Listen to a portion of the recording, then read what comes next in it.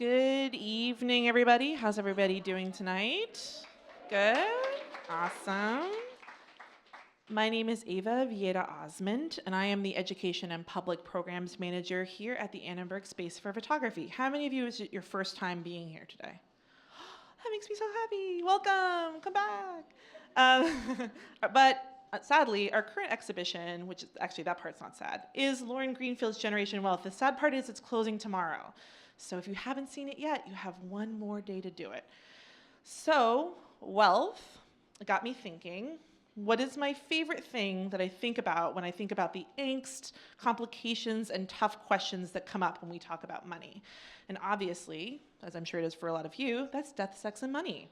It's one of my favorite podcasts out there, and it felt like if there was ever a time to try to convince my bosses that podcasts are a thing, now was the time. And so here we are, and I'm about to introduce Anna Sale. Anna Sale is the host and managing editor of Death, Sex, and Money, WNYC's interview show about the big questions and hard choices that are often left out of polite conversation. Recently named New York Magazine's #1 podcast of 2015, the show has also been featured by New York Times, The Atlantic, BuzzFeed, The Guardian, Fast Company, and Real Simple. Before developing Death, Sex, and Money, Anna covered politics for many years. She has contributed to Fresh Air with Terry Gross, This American Life, NPR News, Marketplace, Studio 360, PBS NewsHour, and Slate.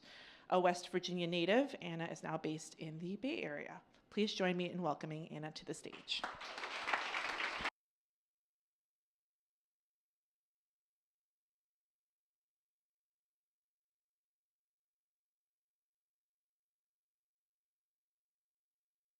Hello.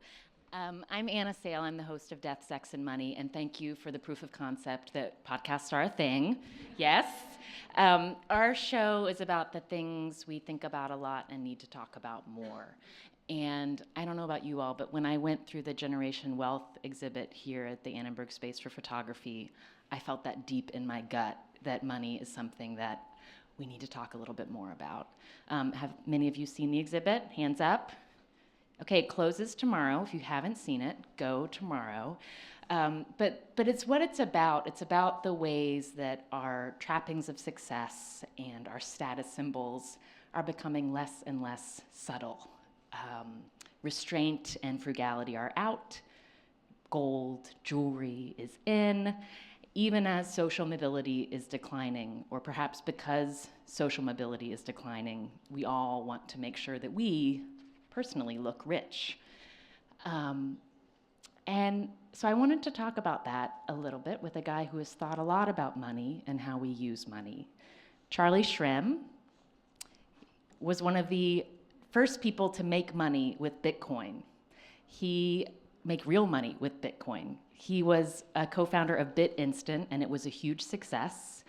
And along with that success then came the rationalizations and compromises that we make when we want to make more and more money.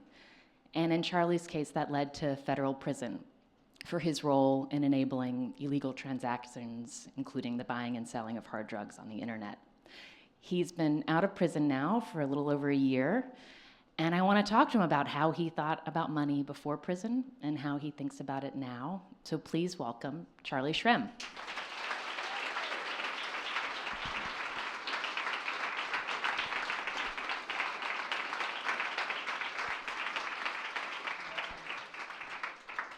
Welcome. Thanks Charlie. for having me. Of course. And welcome Courtney, Charlie's fiance. They're getting married in 4 weeks. Thank you. This conversation is going to be recorded. Charlie and I are going to talk for about 45, 50 minutes, and then there will be audience questions. So as you listen, think about what you want to know more about, and we will take your questions before we leave tonight. But Charlie, I want to start with the day you got out of prison. Can you just walk me through that day? Oh my God. That day, do you remember that day? That was a crazy day. So basically, what happens is you prepare for this day, like you kind of know about it for a few weeks in advance. You don't know when you're getting out until like a few weeks before. You kind of, as you get closer, you kind of know like around the day, and then it changes, and then they don't give you a hard date until a few weeks notice. And then 2 weeks before, they said, all right, you're going to be released on this day. and I think it was like March 31st. And we were all very excited. We were on the phone, and everyone was like super excited. And I got ready, and a few days before, that all my friends had like a little party for me, and we had pizza and wraps. And Your friends in prison. yeah, my friends in prison. You had pizza and wraps? Yeah, I can make you a cheesecake in the microwave. Like, we don't have ovens, we have microwaves. So you take all these wraps and you put them together with fake cheese, and you can make a good pizza. And you have like shelf-stable tuna fish and make it a tuna wrap. It's pretty good, actually. It was pretty good. And we used to make like crackhead stew and things like that out of mackerel fish. But so the day I was released, We'll go back to that. yeah, Crackhead. I have a whole prison recipe book that I put together of all my favorite foods. I can make anything in the microwave. So basically, what had happened was, leading up to that day, you get super nervous. When you're in there for more than 6 months, you have to kind of institutionalize yourself. You have to forget about the world on the outside. You have to forget about, you have no internet, you have no communications. You're limited. You can only talk on the phone for 10 minutes a day, and obviously I'm using that to talk to Courtney for 10 minutes. That's all you get is 10 minutes a day on the phone. And you get to write letters, and that's pretty much it. And so you're cut off from the whole world. And when you're about to get out, you're like about to enter back into society. And it was one of the scariest things in the world, because even though I was only in there for a year, I became accustomed to prison life. I was used to it. I had my friends. I had my daily routine. I had my workouts, my food. I worked at landscaping. I drove a snowplow and a street sweeper. This was my life now. That was it. Anything else on the outside, forget about it. It doesn't matter. The world that I knew existed in Lewisburg Federal Prison. That's what my life was. And that's the only way to survive.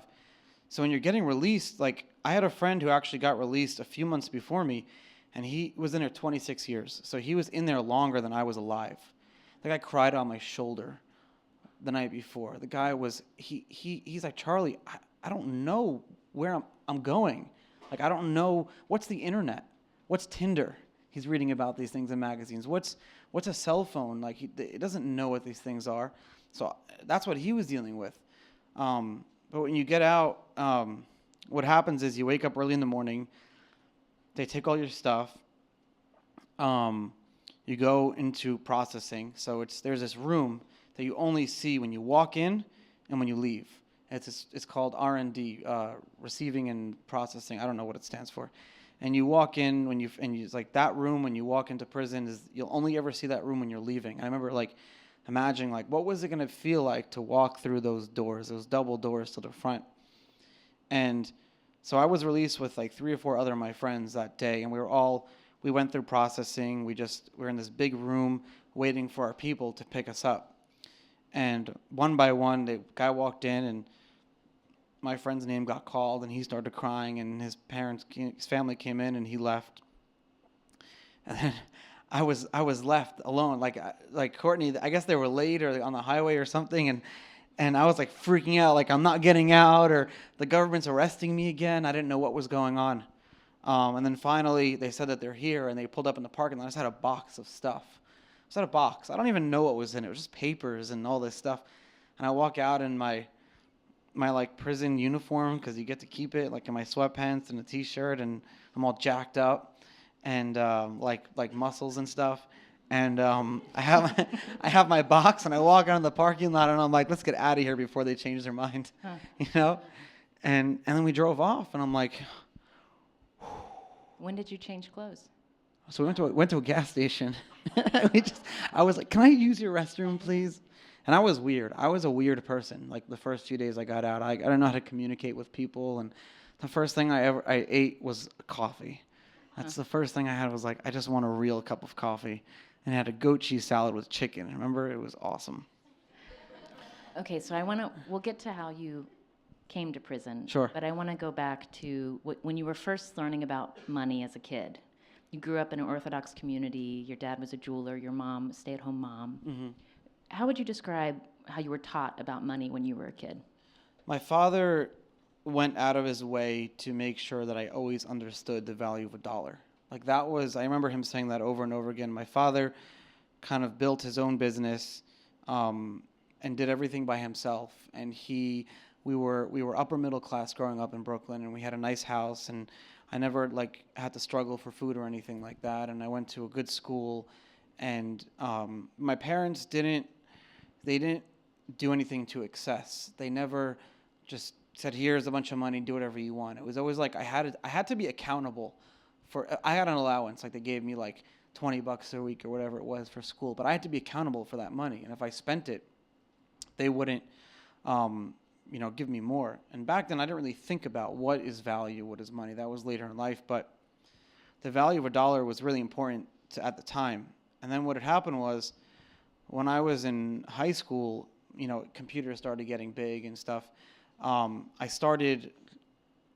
People had computer issues at home, like printers breaking or routers needed being reset or just things that they didn't know how to fix. And I realized that I can provide a good service just being someone that they could call on demand. And I charged with like $20 an hour or whatever it was. And I just fix it. I would be like the SY tech guy, just be the guy. SY? Syrian Jewish. That's like the moniker we call ourselves, SYs. I would be like SY tech guy. I used to go around and fix people's stuff. And one guy like paid me to like put a cell phone antenna on top of his roof. And I was like 15, 16 years old. And I started making like really good money. Like how much? Like in high school? A few $100 a week. Yeah, it was like for someone, in high school, like that was, I remember I bought my first car when I was a junior in high school. My parents didn't give me any, but there was a problem. You ready for this? I got a credit card in the mail when I was like 18, like the day I turned 18, I got a credit. I was still in high school, had a $6,000 credit limit, and I was taking people to Vegas. No, not really, but I was spent like in the first month I spent it. And where did you go? I don't know, like pizza stores and just stuff. Like I don't even know what did I buy? Just whatever. You couldn't drink at the time, right? I didn't start drinking until I was like 21.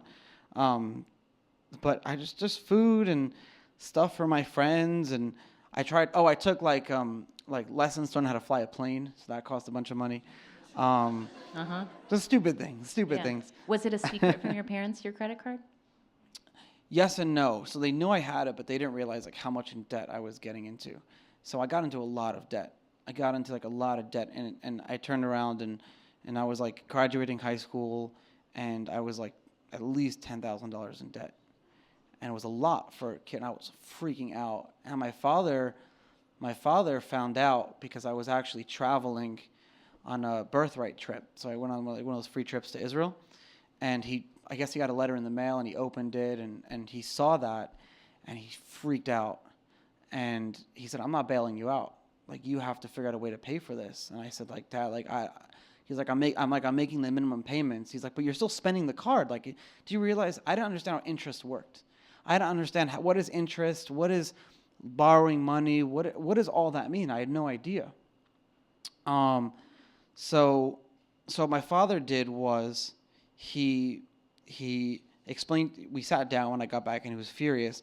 But what he did was this: he helped me get a loan. So we turned off the card. He took the card from me, and I got a loan for the full amount on the card, and he secured it against the house.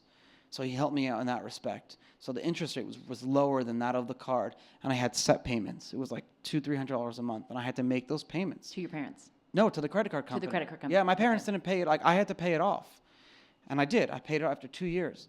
And since I was 18, I swore off credit cards. And even now, like, I have one card, but my limit is only at like $3,000. Really? I keep it really. I don't like debt. I have this fear of debt because I got scarred when I was younger. You pay with debit cards for everything? Pretty much, yeah, or Bitcoin or cash, yeah. Yeah, I don't like debt. So is that what caused you when you were a student at Brooklyn College to you started a commerce company on the internet? Yeah. Was that to try to get out of this debt? That was part because I was like freaking out because I didn't have any confidence in myself as a student. And I didn't think like college was just another way to like kick the can down the road. I got accepted to Brooklyn College. I wasn't a great student in high school because it was just like high school for me was like more of just like books, and it was boring, and I wasn't being challenged enough. So I didn't really like pay attention. College was different because you can choose your classes, you can choose your hours, and everything you learn is applied. I'll give you an example. If I told any of my high school math teachers nowadays that I got a degree in economics, they'd laugh because I was the worst mathematics student in high school. Like I was like a C student. But now here I'm taking advanced calculus and macroeconomics and microeconomics, and I love it. I love taking math, and I love taking it and I love applying it to like socioeconomic theories and seeing how, and that's why I got into Bitcoin really. Like I got into it because I love the idea of using math as a system of understanding how human beings behave, especially when it comes to value and money. And when did it become about making money? It became about making money when I was like a closet rebel for my parents very early on. And I had realized, because they were very religious, like super religious, and they had like from when I was born, the life was pre-set out for me. I would go to school, I would have my father's company, parents would buy me a house down the block, I'd pick your wife from these 10 girls, but it would be a good life. A lot of like my cousins, some of my old friends, they love it. You know, it's sheltered, you have your whole life set for you, and Stable. It's great, stable. I realized, you know, I had my own moral, like I saw a lot of moral shortcomings with religion, but that was like kind of to the side. But I wanted to have my own way. I wanted to make my own mistakes. I wanted to learn. I wanted to see where life would go. I wanted to leave Brooklyn. Like I started traveling when I was younger, and I just saw what the world was. So it was a ticket out. It was a ticket out. So financial independence was a ticket out. And so one day, my cousin over dinner was like, "Hey, Charlie, you're really good at computers, right?" And I said, "Yeah." He said, "Well, we have all this extra stuff in our warehouse. What if you build a website and you just sold it, and you can have it at cost? Just get rid of it." I said, "Great, that's a I'm good not deal. I'm not doing anything else, right?" So I did that. I literally went to the warehouse with my laptop. I built a website called dailycheckout.com. And I would just start, they'd have 1,000 of these old digital cameras, and I'd sell them at cost and make $2 on the shipping, right? So I'd sell it free with $5 shipping. My cost is $1 and the shipping was $2, so I made $2. And it really took off. And so I found myself getting calls from a lot of other warehouses saying, "Hey, we have all this extra stuff. Can you sell it for us?" So I didn't have to take on any risk. I would just have a list of stuff every day. They'd hold it for me, and I'd sell it. And whatever I'd sell, I'd buy from them, and then I would either ship it myself or they would ship it. I'd literally tape the boxes myself, and it was really good. I mean, for a high school student, for a early college student, I was making $600 a week, which was pretty good money back then, and so it still is good money. And so, yeah, it was good. I mean, I was making this money, I was saving it, I was paying off this debt, I was traveling, I had financial independence, except for the fact that I was living at home. And I could have moved out. It wasn't about the money, but I needed my parents. I always felt that I needed my parents' blessing. I couldn't get over that. I couldn't get over that religious hurdle. I couldn't fully leave and not look back, because I knew once you leave my community, you can't go back. That's it. I was excommunicated, and my parents had a funeral for me. Legit. I was completely excommunicated. I didn't go to my sister's weddings. My parents won't be at my wedding. At our wedding, it just but I made that decision. But it took me a long time to make it. And life has been, every day of life now has been so much better, a million times better than the life I lived before. And so it's their loss as I see it. And I had a lot of resentment. I did. I was super angry. My parents visited me once in prison. They never came back. They never sent me money. And I held a lot of anger, but I realized that life is too short to hold resentment. And you learn that in there. And so I have no anger. I have no resentment. I forgive them completely. If they forgive me, I would love if they showed up at our wedding. I would love it. I would love nothing more, and I would embrace them. But I also have to life is about frustrations and expectations. You get frustrated and angry when you have unreasonable expectations about things. You come home and you expect your wife to cook you dinner, but if she doesn't, you get angry. Whose fault is that? It's your fault, because why do you expect that? So you have to have reasonable. So I don't have these unreasonable expectations about my parents, and everything's good now. So it strikes me that there's two things happening in your life at a certain time. You're in Brooklyn College, you're trying to figure out your relationship to your family, you're trying to figure out how much distance you can allow from them for Yeah. yourself, and you're also realizing that there's pathways for you to make more and more money. Yep. Did making more money and seeing that you could make a lot of money through Bitcoin and through BitInstant accelerate your pulling away from your family? It did. So Bitcoin not only was a way at the time to make money, because back then it was not really like, it was laughed at. It wasn't seen as anything viable. But all of a sudden, I went from having this one family, and now I have this new family. The Bitcoin community, we are this big family that we embrace each other, and no matter like what gender you are, the color of your skin, your religion, it doesn't matter. We're all just like where you're from. And it's just like this wonderful I grew up in a very, like I was telling you earlier, in a very sheltered and closed off community where it's like ethnocentric. They believe that they are the best and everyone else is inferior to them. Not blaming them, it's just the way that they were raised, so it's the way I was raised. And I saw a lot of moral like issues with that. Like, we're all equal, we're all the same, we're all human beings. How could someone else be less than me? It just didn't make sense to me, and I really struggled with that, and that was one of the reasons I had to leave. But the Bitcoin community was especially back then when it was still so small, it was a real life working example of a community where everyone was equal, because we all had our common agenda of revolutionizing the financial system. And Just that. like, that was our agenda. Our agenda was that. It didn't matter who you were, what you were, we were all a big family. And I became really close with people that I had never met. In fact, my business partner on BitInstant, till today, I never met him. He's Really? he's Gareth. He's a wonderful guy. I spoke to him last week. He actually got a new job working for a friend of mine's company. He's doing really well. But he was my CTO, and he's living in London, in Wales. He's got autism, severe Asperger's. We probably spent, in total of 4 years, we spent 15 minutes on the phone together. Everything was over text chat. But we ran together this $100 million company with 30 employees and everything. And we had a deal. I want to know about, so your role in BitInstant, you're not a coder. No. You were... Well, I am, but I'm a really bad one. Okay. That was not your role at the company. No. Don't let me touch any code. Okay.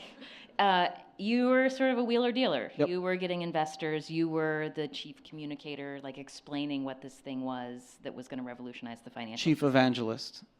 Chief evangelist. So, as like a salesman, how do you think about truth when you're trying to make someone feel excited about giving you money? How do you feel about truth when you're trying to get someone really excited? So a lot of times you can get into issues where you have to tell someone what they want to hear. And sometimes what they want to hear may or may not be the truth. May not be the truth. Yeah. Yeah. Okay. That's what happens in that world. And that was the reason that I literally couldn't get one investor to give me money back then. It was impossible. We couldn't raise any money. I got laughed out of every VC firm in New York. And it wasn't until I went on like some internet TV show that this guy in Japan called me up and said, I believe in Bitcoin. I want to give you, how much money do you need? I'll sign you a check right now. Wait, so what was the reason why VCs weren't giving you money? Because you were telling the truth?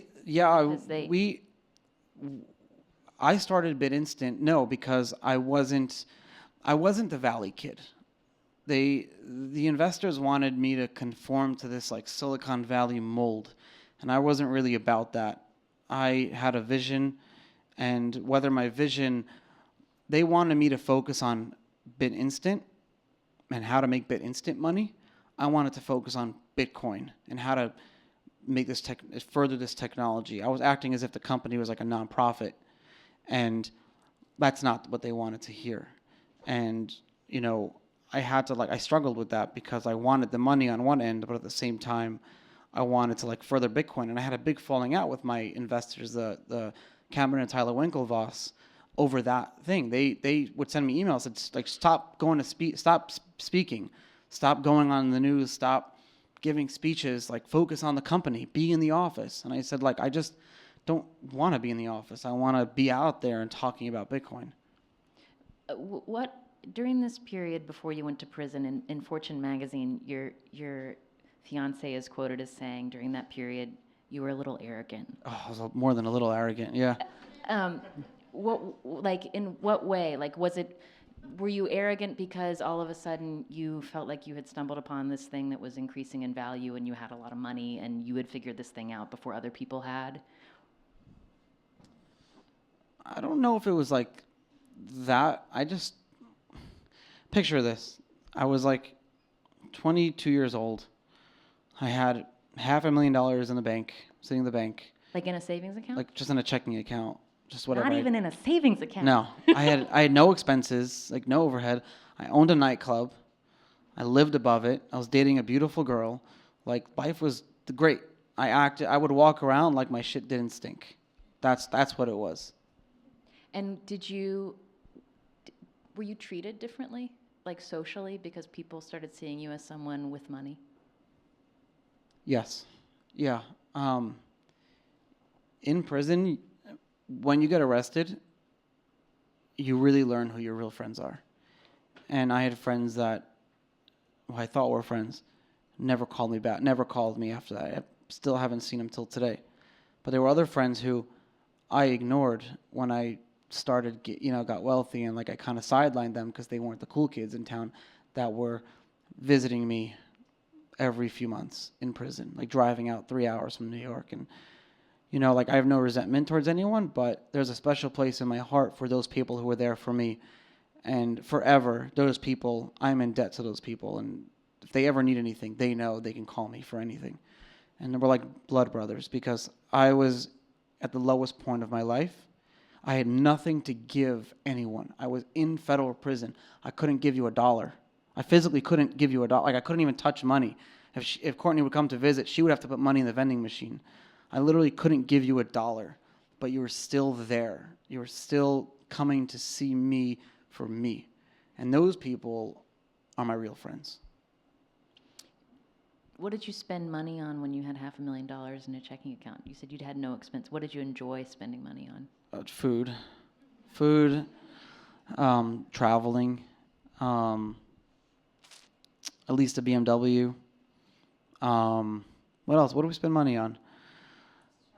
Private jets. Private jets? Yep, private that jets. You would lease for particular. Yeah, I introduced this guy to Bitcoin who had a private jet like chartering company, so he allowed me to like charter jets through him for Bitcoin. So we'd go to like Miami and stuff like that and just spend weekends there. A lot of traveling. And food, I already said that. And that's pretty much it. I want to talk about Silk Road now. Sure. Was there a moment when Silk Road was this part of the internet where people were buying and selling things that are not legal to buy and sell and using Bitcoin to do it? Was there a moment that you can remember where you could have stopped what you ended up doing and you decided, I got to do this for the company. I got to do this to make more money? Yeah. That moment came in like July of 2013. My lawyers basically said, well, like, the company is getting to a point where a lot of people are, not a lot of people, but this one guy's buying Bitcoins and reselling them on Silk Road. And because that's what it was, this guy was a customer of ours and he bought Bitcoin and then he would then resell those Bitcoins on Silk Road. So then those people would then go buy drugs and stuff like that. And I knew about it. I did. And I didn't really care enough. I was a young kid. I didn't really care enough to stop it because I was making money. And my lawyers eventually sent me a letter and they said, if you don't shut the company down right now, we can't represent you anymore. So we shut down the company that day. It was like July 3rd, 2013. And we put this thing up on BitInstant and we said, sorry, like we're shut down. No one lost any money. It was it. And so I thought I was good because we shut down the company with my, whatever. My hand wasn't caught in the cookie jar. And then it wasn't like 8 months later is when I got arrested.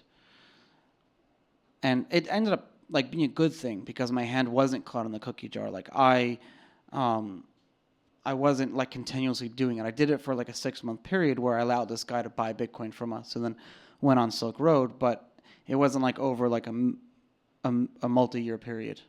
It was just 6 months. It was just 6 months. How did you know what he was doing? Like, how did you? So I was the only employee at the time, me and Gareth. And so I was the CEO, I was the janitor, I was the chief compliance officer, I was customer service head. I did everything. I was a bookkeeper, I was it was only 2 of us. And so even though I was CEO, I was also customer service.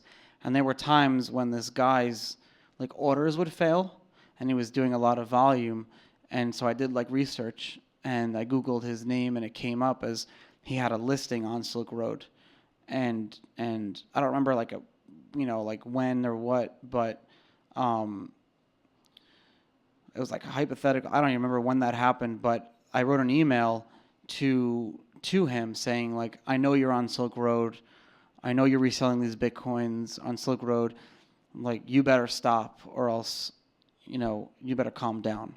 That's what I sent to him. And that email was the smoking gun, because in that email I admitted that I knew what he was doing. I was telling him to like calm down because he was being really annoying. Calm down. Yeah, like chill out. And you were arrested 8 months later at JFK Airport. Yeah. I do want to know a little bit about your time in prison. Sure. Who were your friends in prison? Oh, there's no such thing as friends in prison. It's like people who have aligned agendas to you. That's what it's more like. Because at the end of the day, like, everyone is in it for themselves. Everyone wants to go home to their family. So you don't really have friends, but you're living with a guy for a year next to him in the same bunk. Obviously, you're gonna become like have like a relationship with the guy. Like, you're gonna become friends with him, and when he has issues with his family, or you confide in each other. And it was funny. So when I got in there, the administration played jokes on me from the first day. They trolled me hard. They actually put me, this like religious Jew, with the Muslim imam, the leader of the Muslim community, and me in a cell together. And I walk in there, and he's on his he was praying, and I was like, I don't know what to do. Like, do I just excuse me? Like, I need to get to my bed, or do I go wait in the bathroom? Like, what do I do?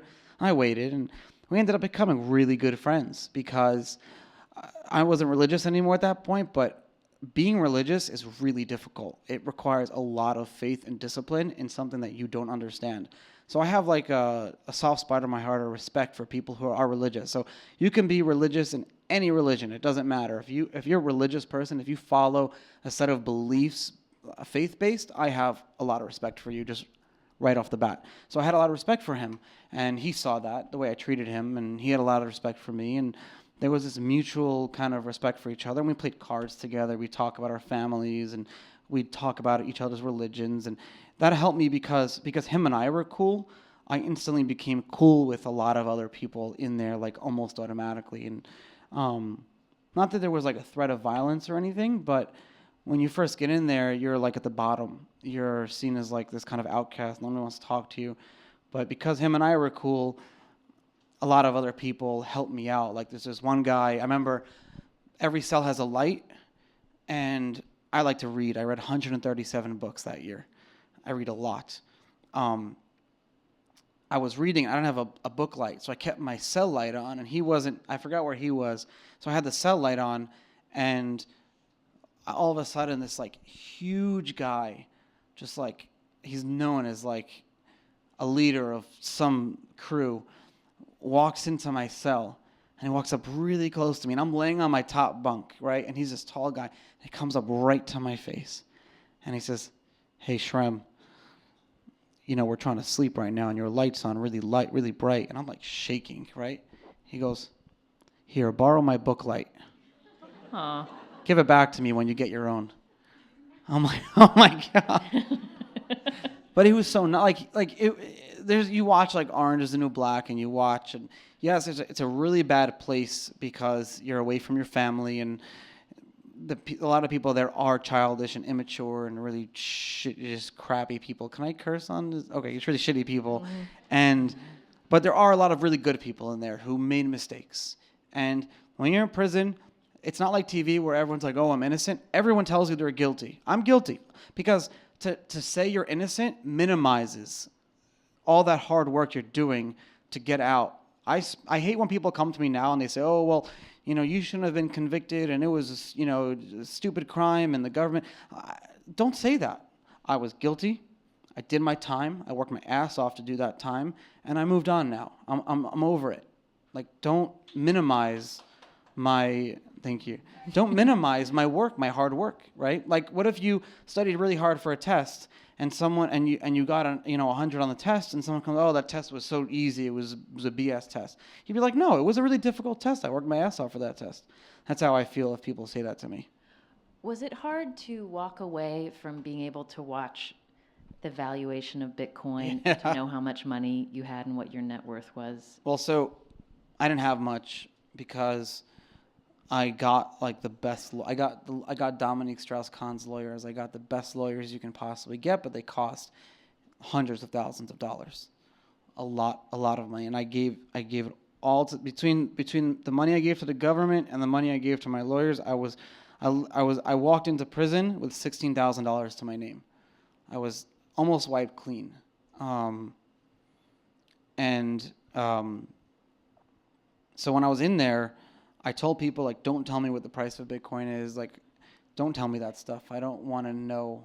You could tell me news and things, but don't, like, some people were telling me, yeah, every day I'll email you or I'll send you a letter what the price of Bitcoin is. Like, no, don't do that. Sometimes I would ask, but other than that, I don't want to know. Did you still have Bitcoins that you owned when you went into prison? Very few, like 3 or 4. How did money work in prison? Interesting. So I'm probably one of the very few people that studied economics heavily and then went to prison. So I had a very unique perspective. A lot of the people who studied economics don't go to prison. They haven't been. True story. Yeah. A lot of financial guys do go to prison, though. There were a few guys who were really smart in there. Like I was in there with like a state senator. I was in there with a former judge. Did the financial crimes guys hang out together? So there wasn't a lot of us. Out of 500 inmates, it was maybe 40 of us. So there's no such thing as a white-collar prison. It was mostly low to mid-level drug dealers and things like that. But we did associate with each other, especially because having a intellectual conversation is like rare. So you want to have like, I learned a lot about how certain industries work. I had this guy who got convicted of bribery because he paid some fine in Mexico. But like in Mexico, that's the standard to get a company launched there or something. I just would nod and say yes. I didn't like look into these people's histories and things like that. But how did money work in prison? Very good question. So there was something called the commissary. And a commissary, you can actually go to bop.gov and see the commissary list. And the commissary is kind of basic necessities: soaps, shampoos, toothbrush, things that you need, ramen soup, noodle soup, and then everything's shelf-stable. So shelf-stable packs of tuna fish, shelf-stable packs of chicken, like those pouches. You ever seen a supermarket, you can buy tuna fish in like the single pack, mackerel, powdered Gatorade, anything that's shelf-stable, Spam, fake cheese. It was like this shelf-stable cheese. You can literally leave it out, not in any plastic or anything, for like days, and it would still be good. It's weird. But wraps, things like that, rice, minute rice, anything you can make with hot water in a microwave, they would sell. It was a big commissary list. Energy bars. And the way that would work is your family can go to westernunion.com or moneygram.com, and they can send money to an inmate, and they can type in your inmate number, and mine was 921-64054, and they can send me money. And a lot of Bitcoiners actually sent me money too, including Courtney and everyone. And so people can send you money. And then every Tuesday you can buy, you get the list, the menu, and you check off what you want and how many you want, and you can buy things from commissary. But the thing is, you're limited to how much you can spend per month. So you can be a billionaire on the street, and people can send you $1 million on your books, but you can't spend more than $360 a month. in the commissary. Huh. You could only buy a limited amount of certain things, and so everyone was equal. That was what I would call the ARM, the administration-run market. That was them. That was like it's like you imagine like North Korea or Cuba, that's like the government market. Then you have the IRM, as I called it, the inmate-run market. I created I see. I'm following you. So you have the administration-run market, the inmate-run market. So the inmate-run market is where you can really get anything you need. And there was no currency because you weren't allowed to handle actual cash. And the government market all ran on the books. Like there was no money, your accounting ledger. So naturally, something that they sold in commissary that had a stable value would have to become money. And since the government banned cigarettes in 2004, there needed to be something else. But why cigarettes? And eventually it became packets of mackerel. So these mackerel. And the reason that became the money was because it was for a bunch of reasons. It was the most widely accepted form of value, so everyone accepted it. Further than that, if you were transferred to another prison, everyone in that prison accepted it too. Oh, mackerel, it's like a cross-current. Exactly. Oh, I can get into the whole IPX, the inter-prison exchange system. That's a whole nother thing. I coined all these terms, okay. yeah. And so, you can get stuff from other prisons because so this is number 2. Not all commissaries are the same. Every prison sold different stuff, but for some reason, every prison sold mackerel. And so this was like a common thing. Was it in like a little packet? It was like in soybean oil, yeah. Okay. Another reason was it was the best source of protein on the compound. So if you wanted to work out, it filled you up the cheapest way possible, and you can make as much stuff out of it. I think it held sway over tuna fish because tuna doesn't have like texture, and mackerel fillets kind of have like the meaty. It looks like a mini steak or whatever. So when you had mackerel, would you ever eat it? Or Yes. So that's another thing. So the inflation rate was set because the inflation rate was 500 inmates times 52 weeks because you only go to commissary once a week times 14 because the 14 was the maximum amount of mackerel every inmate could buy per week. So there's a finite amount of mackerel that can come into circulation every day, every week. And so then you have natural consumption. Bad money is being taken out of the system. I'm describing how our current economic system works right now. So people eat them. So there's a certain amount is being taken out. So you have that whole system where money's being taken out of the system, and so it becomes a store of value. So now, and this is where it gets really crazy. Now you have these mackerel packs, and things are denominated in mackerel. Like a haircut is 2 max. If you want to buy a pie of pizza, this guy makes you pizza in the microwave. It's 6 max. Anything, what else? Tell me some more. You got to hire a personal trainer. Really? Yeah, you can hire a personal trainer for like a mac a week, 2 max a week. You can get wraps made for you. You can have someone reserve a certain chair in the TV room for you for a certain amount of max. Would anyone hire personal security? You don't really need it. So where I was, it was like the lowest level. So a lot of guys who were in my prison worked their way down from bigger institutions, like more secure, so where there is a lot of violence. And if you do even like threaten violence where I was, you get kicked out to a higher. So no one even like, in fact, if there was an issue with 2 people and other inmates knew about it, they'd put you in a room and say, work your shit out. Because we don't want to get screwed over. I see. So then you have actually like, that's like the money Mac, right? And then an interesting thing happened. So one day I'm watching a TV show, and I was like, "Hey Yuri, can I get a cold soda?" And he goes, "Yeah, that's 1 Mac or 2 money Macs." I said, "What the hell's a money Mac, and why is it different than a regular Mac?" And he showed me, and it was basically expired mackerel. And I said, "What is?" Basically, what had happened was you have these inmates who are in there for years, and mackerels, and they're using it as a savings account, as a store of value, like gold. But mackerels expire. Like after 3 years, they're just mush. You can't eat them. It's disgusting. But they lose their nutritional value. You can't eat them anymore. But they still hold like 50 to 75% of the value of the regular Mac. They're literally a currency with no value. It's like the dollar. Yeah. There's no value to them. And so it was so freaky. Like, and everyone's like, and you have currency exchangers, you have people that would trade it for you, and then you have like credit systems. There are guys who would act as your like creditors, and if you owed someone money, they would pay them for you, and you can pay these. There's like the banks, and it worked in a system of trust and credit. Crazy. You leave a bunch of inmates in prison, like they will develop a whole economic model in there. It's insane, and so there's that. And then something really crazy happened. So one day, so I know guys who literally have hundreds of money max in their lockers. Like these guys are like savings for, and that's a lot of money in prison. Like I worked in landscaping. I drove a snowplow, and I made good money. I made like $90 a month. That's a lot of money in prison because that goes a long way. Remember, because the max you can spend is $360.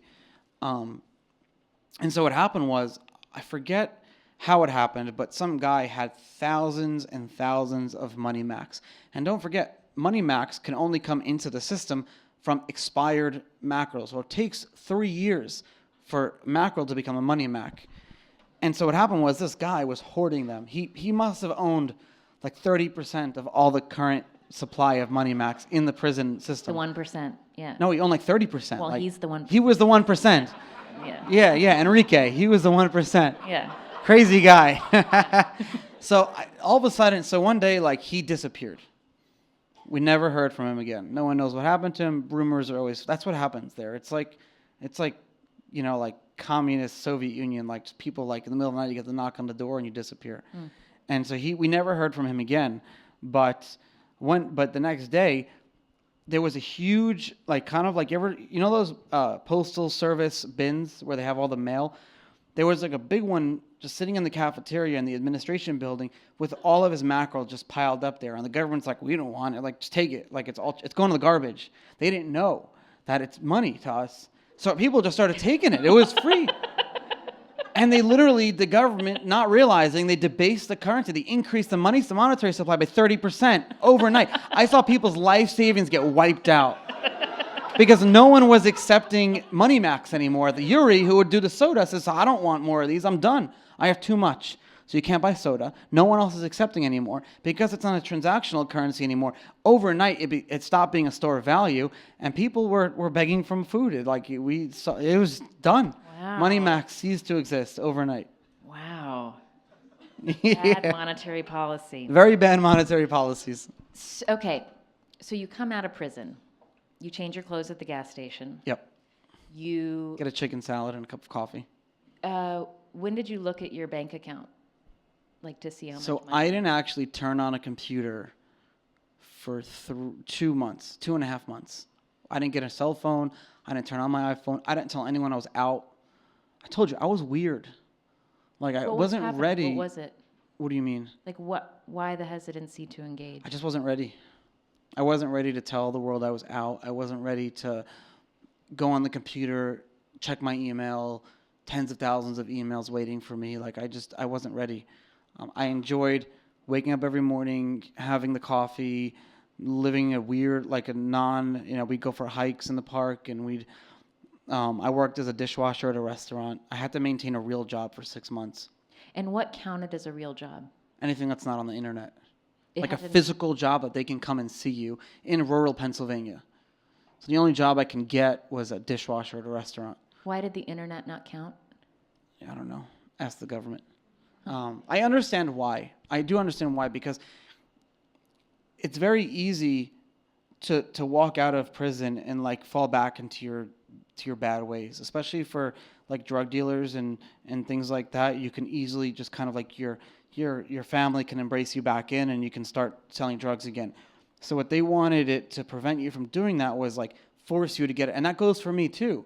Like, as they saw it, it's very easy for me to go back into my evil Bitcoin ways. So they wanted me to get a real job. And at the time I was like, this sucks. But in hindsight, it was one of the best experiences. Like, I thought prison was humbling. Being a dishwasher 11 hours a day, being from a millionaire to literally washing dishes for $8 an hour, and you couldn't quit. If I quit, I'd go right back to prison. I had to be there, and they would come visit me. They'd call the job, is Shrem there? I had to call in. I had to be home at certain times. I had to call in for the first 6 months, I was still accountable to the government, and I had to. They would call me in the middle of the night. Are you home? You had a curfew, 9 o'clock every night. They would call you. Where are you? Are you home? You had to be accountable. And I loved it. Was there behavior when it came to money that you didn't want to resume when you were reentering, that you felt like was destructive or amoral before you went into prison? In prison, everything is given to you. You have shelter, you have food, you have a shower, you have water, you have your friends. You don't need to spend a dime. Everything you need to spend money on in prison is like extra. But it's like life, you have health insurance, great health insurance. It's all free. You don't have to pay for anything. So you just kind of like go about your day and do your job and hang out with your friends and play cards and eat and work out, and you don't have to worry about money. You don't have to worry about paying bills. You don't have that electric bill coming. You're part of a social collective in there where you're all the same. I guess a part of me didn't want to resume that normal life of like paying the bills, paying rent, paying a cell phone bill, being a slave to money again. I didn't want to go back to that. Moreover, in prison than even when I was wealthy before, I became financially independent in prison because I didn't have any dependencies. I didn't have people that I had to pay for, and I didn't have anything to pay for myself. So I was as rich as you could possibly be when I was in prison because I didn't have any expenses. So I guess I didn't want to resume that. I didn't want to like go back to that Bitcoin guy. I just liked being Charlie. I just liked being in prison. The more of a celebrity you are, the less less respect you get. You're judged on who you are as a person and how you act towards other people. And I liked being judged like that because I feel like I'm a pretty okay person, and I had friends in there and people liked me, and I was kind of judged on that, not on the Bitcoin stuff. And when I got back out, and I was a dishwasher at that restaurant in rural Pennsylvania, no one knew about like who I was too. So I was treated like crap, but I was treated like crap because I was the dishwasher, not because I was Charlie or anything. No one knew who I was. No one knew my story or anything like that. And I guess I didn't want to go back to it. And I hesitated. I had written this blog post. I didn't publish it for like an extra month. We would talk about it, Courtney and I. All right, I'm going to do it now. I'm going to let the world know again. And I kept hesitating, and I kept not wanting to do it. I just wanted to be in my shell, in my bubble for a little while longer in Pennsylvania where no one knew who I was and life was just easy and good and not stressful. So now you are back working for a digital currency transaction company. How many times a day do you check the value of Bitcoin? Probably once. I noticed that when I check it less, it goes up. So and I'm only in these trading groups. So we went to Las Vegas a few weeks ago, and I didn't check it often, and the price kept going up, and now I'm here, and I didn't check it much all day, and the price is going up, and I'm like, they're all like, Shrem, go away. Like, don't come back into my trading groups because the price keeps going up when I'm not looking. But I do check it often, right? And I wake up in the morning, during the day. I'm an active trader, too. I trade between all the different Bitcoin and altcoins, so I'm constantly watching the markets and the charts and things like that. But I make a career out of it, too, so... So what's your financial objective when it comes to Bitcoin right now? Someone asked me, like, what happens when Bitcoin hits like $1 million? And my answer is, buy the dip. Like, Bitcoin will get to a point where it's like so high, you don't need to ever sell Bitcoin anymore. That's like my objective to that extent. That's like the running joke, is that you sell Bitcoin when you don't actually need to sell Bitcoin anymore. When the whole world is denominated in Bitcoin. A lot of people have very far-fetched ideas about this currency. It's really crazy. My whole thing is like I'm not one of those anarchist or end the Fed type people. What I want to do is I like to call myself a voluntarist. I think the world should be voluntary. Everything you do is voluntary. Like, you shouldn't have to be forced with violence or aggression to do anything. So right now, we're forced to use the current financial system because there's no alternative. and a lot of people really get screwed by it, especially the lower income people. So my idea is like, let's create an alternative.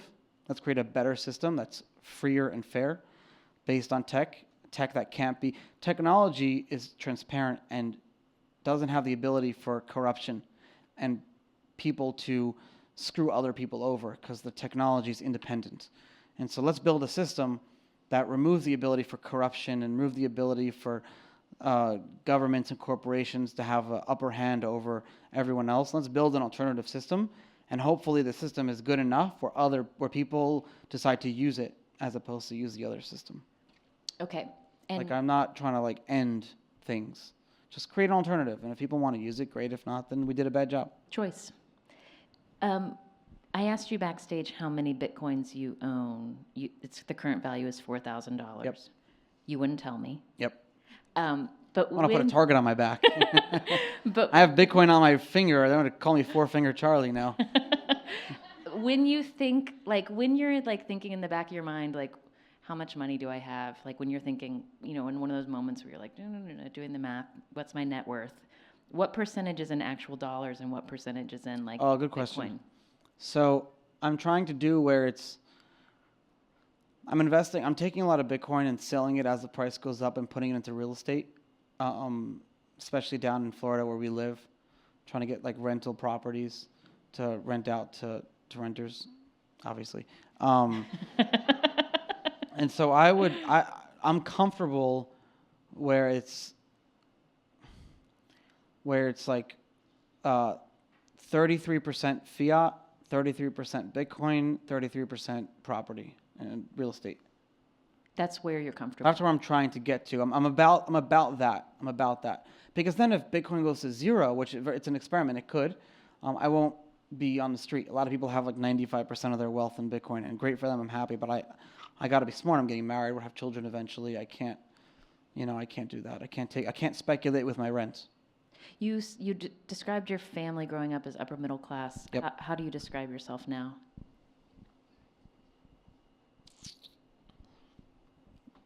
Probably the same, but I don't have a family yet. I just have Courtney and I.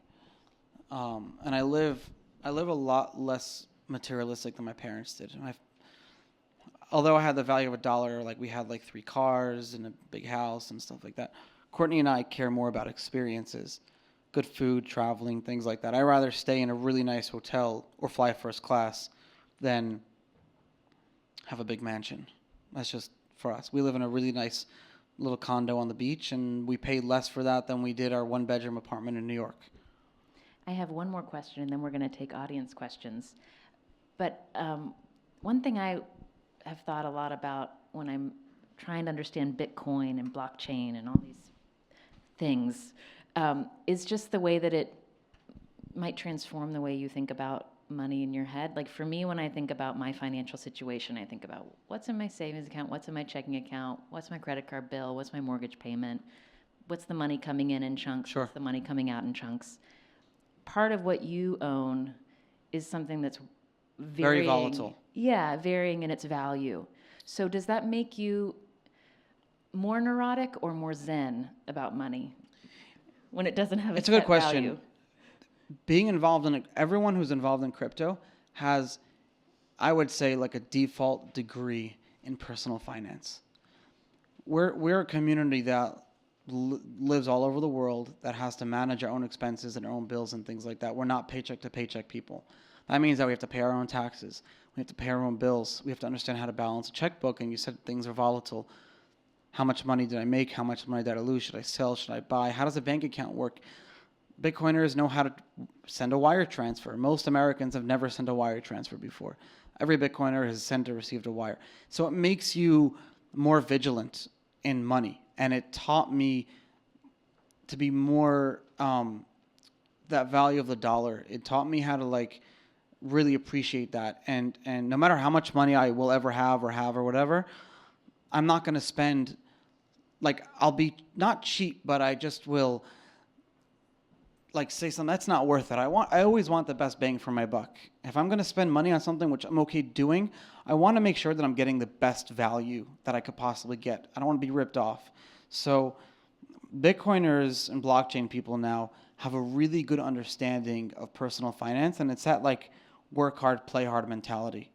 Going to like Vegas with a bunch of Bitcoiners is a lot of fun because these are guys who work their asses off like crazy and stressed out about money, and they go to Vegas, they can just kind of let loose and have a good time and just enjoy the fruits of their labor.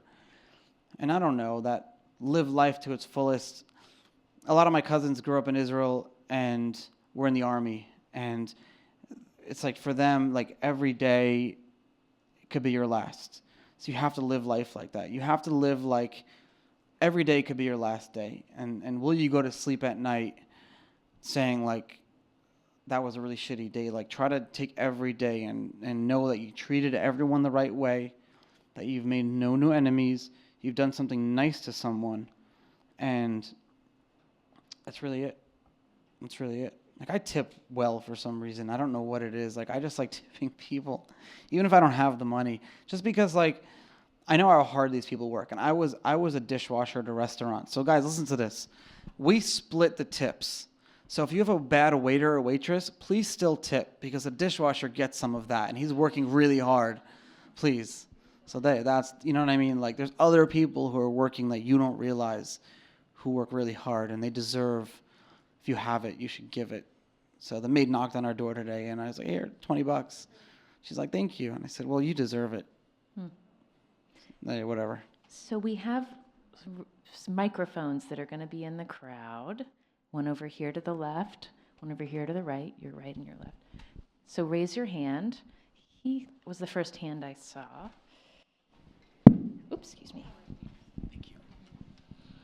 So Charlie, there is, you talked about that prison was the most humbling experience that possibly could happen to you. However, when I've read accounts from people who have been in prison, whether from low-collar crimes to ones that have been maximum security, they always talk about they had a lowest point. What was the lowest point for you during your 2 years? And also, what was crackhead stew? Thank you for the follow-up. So crackhead soup was basically rice, mackerel, jalapenos, adobo, and Sazon, Goya, whatever that stuff is, and olives. Olives. I don't know why they salty. just called it that. It was really good. What was my lowest point? So obviously prison was my lowest point, I feel like, or the moment I was being escorted in handcuffs from the airport when I was arrested. That was definitely one of my lowest points. But my lowest point in prison, I don't even remember. My lowest point in prison was when I got punished for doing something. I don't remember what it was. Maybe I think I talked to someone the wrong way. And what they did was in prison, they had these like town halls where you, just kind of like this, where you sit, you have all the inmates every morning at 7 a.m. And it's this weird like experimental like therapy BS thing. And you sit in every morning at 7 a.m., you sit in called community. And you sit in a room, and what would happen is if I didn't like you or if I had something against you, I would say, good morning, my name is Mr. Shrem. Today I'm pulling up Anna Sale. I'm pulling up Anna Sale because yesterday I noticed her use the microwave and it got dirty and she didn't clean it. Oh, so it's public shaming. It's public shaming. And you have to be, in order for you to actually leave prison, you have to pull up one person a month and you have to be pulled up one. So then I would get up and you have to say, good morning, my name is Mrs. Sale. Thank you for pulling me up. You have to say it literally to this script. Thank you for pulling me up. I appreciate it. You have to lie through your teeth. You have to mirror what the person said. If I understand you correctly, you said that yesterday I used the microwave and I didn't clean up after myself. You are absolutely correct. I did do this. I'm sorry, community. I displayed, and you have to there's a list of things that you did wrong. I displayed super optimism, criminal mentality. I displayed all these things. And then the worst part is the case officers would sit in the back on these chairs with their smirks, and they'd watch us all go down. And then everyone would pass around a microphone, and then give you feedback. And every inmate had to give one feedback a week. And there were some guys who loved it. They would do feedback every day. You had these guys who were vicious. So one guy raised his hand. They would give the microphone to him. You know, Shrem, you are a piece of shit. I saw you the other day. And he'd lie. I saw you the other day doing this or doing that. I saw you the other day. You pissed on the floor. Or you treated me the wrong way. You're an arrogant kid. No one likes you. Your fiance is cheating on you. Like all these things. They just like put you down, and you can't, you got to stand there. Thank you. You're right. Absolutely right. Thank you. I'm so sorry. And the only solace you had was that it was happening to everyone too, not just you. Like everyone had to go through this. Wow. And I saw guys literally like say, fuck you, you're wrong, I never did that. Escorted out. Escort, you never saw them again. They would have guys, there was one guy, this guy, I know we're going over our time. There was this one guy, he was such a nice guy. This guy, let's just call him Ted, because I don't want to use his real name. Ted was like, he had some issues. I don't know what they were. He had a very short fuse, but he went through a lot of things in his life, and I'm not excusing it, but his temper went off very easily, especially when people were telling him he did something that he didn't think he did. So the whole point of it is to accept it. People would say I did the craziest thing. Some guy said I was running the kitchen mafia. I don't even know what that is, but I accepted it. I did it. Because as long as you accept it, you can't get in trouble for it. That's one thing. So basically, if you get caught smoking a cigarette and someone pulls you up and you say, yes, I did it, you can't get in trouble for it. That's the catch-22, right? So you have to, it's like your safety net. So that was kind of a good part. But so this guy, Ted, people, like, it just started, he got riled up, and then feedback after feedback, it brought his fuse, and it brought him up, and he was crazy, and he went nuts. He like was yelling and screaming. He's like, I hate all of you guys, are all brainwashed, this whole system, the government. Like he went off on this crazy thing, and he got like, not violent, but he got all shooken up, escorted him out. And what happened was someone claimed that he was like, he was like making a penis joke or something stupid. Like it was such a small trivial thing. He could have easily said like, I accept it. I'm sorry. Never happen again. But he couldn't, and we never saw him again. Quick follow-up. Are you now less defensive when you're having an argument with your fiance? I hope she can answer that. I try to be. I could use this training. Yeah, so definitely a lot more. It used to be where I would get really defensive over things. But now I find it easier to just accept it. And some things, yeah. Correcting the record. The whole point is, the hardest part I think we have is mirroring people. So if I'm coming to you and I'm giving you feedback, whether you like it or not, or I'm saying something to you, and I don't think you're listening, I'm going to say to you, just repeat back what I said. And a lot of people can't do it because they're not listening. They're just going in one ear, out the other, in order for them to respond. And I'm guilty of that myself. Lord knows I'm guilty of that myself. But I try to like be more aware of it and be a lot less defensive and just kind of like let things slide off my chest a lot better now. I don't sweat the small things anymore. There are bigger things that I definitely get defensive about, but we've never went to bed angry at each other in our whole relationship. We, knock on wood, if this is real wood. We never have a fight that lasts more than overnight. It never lasts overnight. We've never gone to bed angry at each other. We've never had a fight that lasted more than 2 days. If any issues happen, it's resolved that day, and that's it. So I definitely credit prison for that ability to like work out issues that day. And it's definitely helped us because communication is everything. It's never going to be perfect.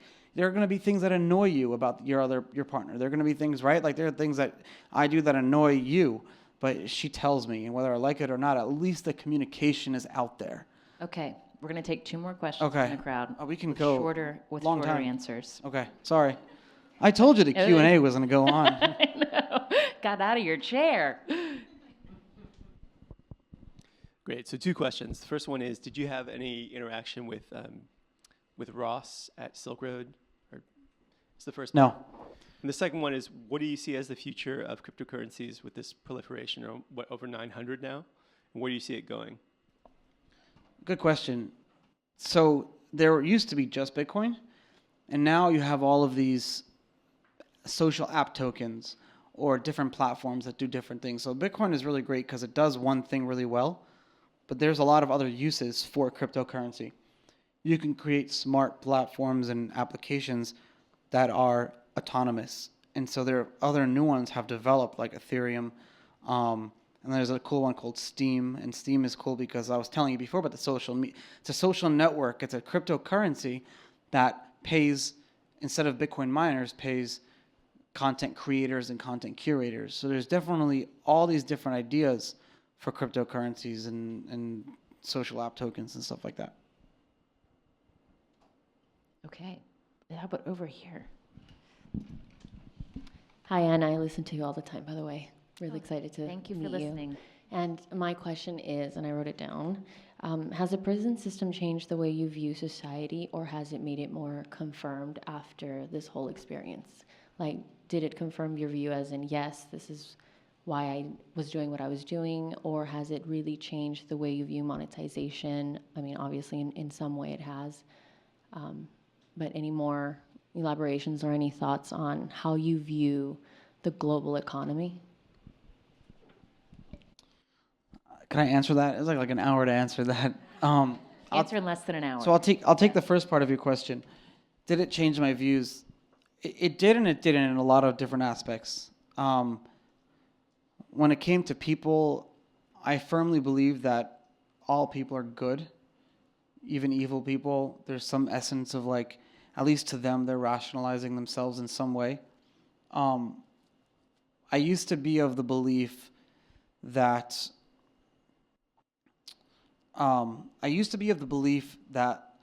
if a law was wrong, or I saw a law as wrong, then I'm gonna break it and do what I can to change it by breaking it.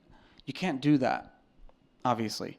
So my view now is like, okay, I'm allowed to have my opinions on a law or not, but if I choose to live within the borders of this country, I must follow those laws. So now I have to follow those laws, but that doesn't mean I can't work to try to change those, like Gandhi did, right? Gandhi didn't resort to violence to change the future of his people and the people that he represented. He didn't resort to illegal things. He tried to keep it, sit-ins and nonviolent confrontations and things like that. And I try to follow that methodology now, where I don't believe in certain things, but if there's a law in that country, because laws are supposed to be consensus. Laws are supposed to be, we are people, we elect representatives, those representatives create laws, and those laws are basically what we wanted. Now, you can have your qualms about that and whether or not they're true or not, blah, blah, blah, but that's the way the system was supposed to be. It's supposed to be like some form of democracy, not direct democracy, but it was supposed to be like consensus. So if I don't agree with the law, but I'm living in this country, an overwhelming majority of the country agrees with this law, so I have to follow it because I choose to live in the country. That's what I believe now when it comes to that. The global economic system is a house of cards. A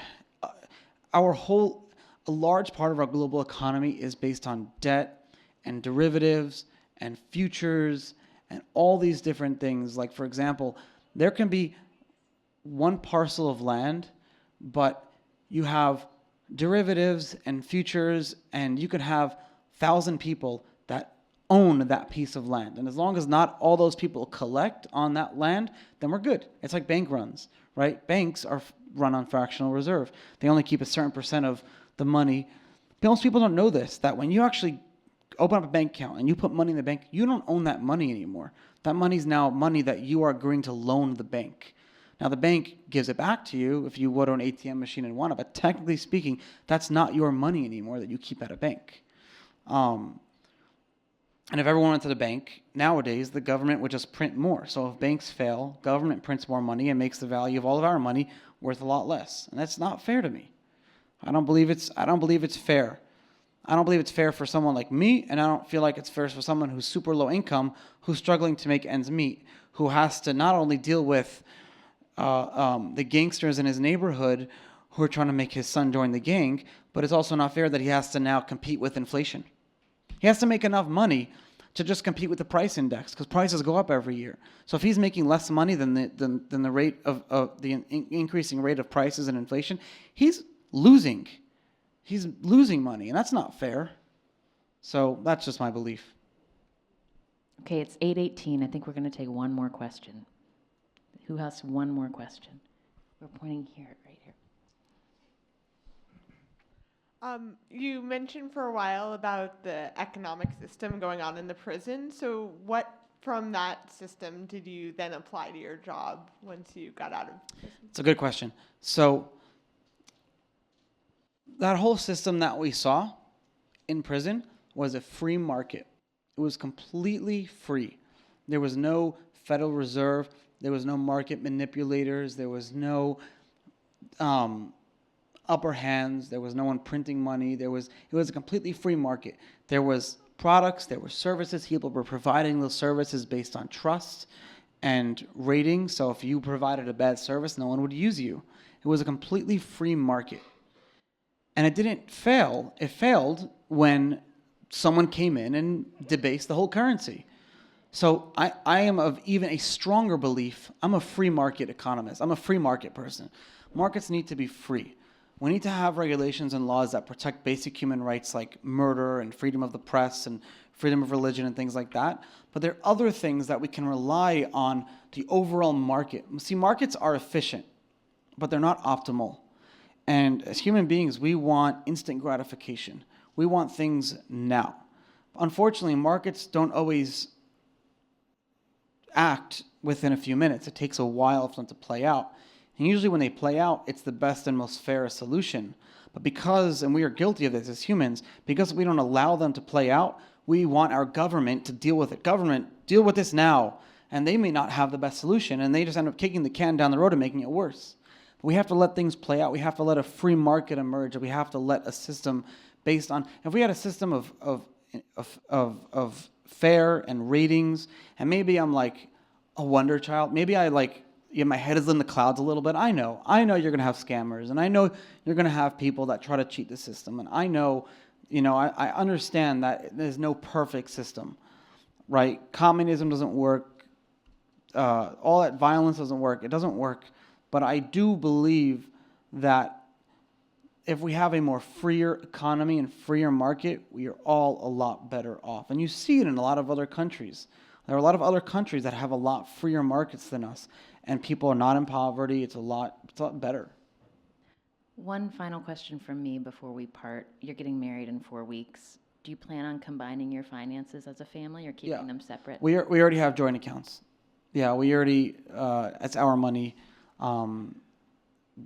We know people who, we have friends who are like engaged in stuff, and money is like a huge taboo. They're afraid to talk about it. They don't know how to deal with it between each other, joint bank accounts, like whose money? Is it my money? Is it your money?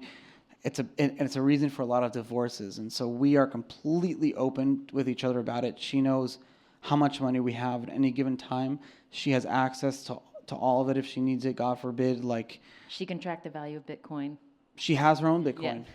Yeah, so like we have accounts, we have savings accounts together. She has her own account, and then I have my own account, even though they're both joint, but that's why, because she's an actress, so she makes money a lot. She makes more money, but more sporadically, so it's not consistent. So this way, she can put that money in an account, save it, and then she'll give me money that'll go towards bills and things. And we have a good system, and it works. And so it's all fair, and it's equal, and we don't worry about it. And so, but she's great, though. She'll go into a store and spend $100 and get 15 outfits. I don't know how she does it. So I don't know how you do that. Congratulations on your upcoming nuptials. Charlie Shrem, thank you very so much. Thank you.